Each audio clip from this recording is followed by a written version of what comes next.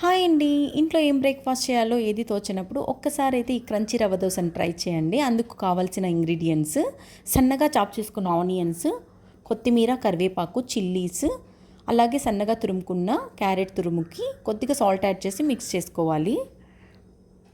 ఇప్పుడైతే Bombay రవ్వలోకి salt add చేసి water add చేసి ఇలా పల్చగా ఉండాలి. ఇలా దోసనైతే ప్రతిసారి మిక్స్ చేసుకుంటూ వేసుకునేయాలి, గ్యాప్స్ ఎక్కడా లేకుండా.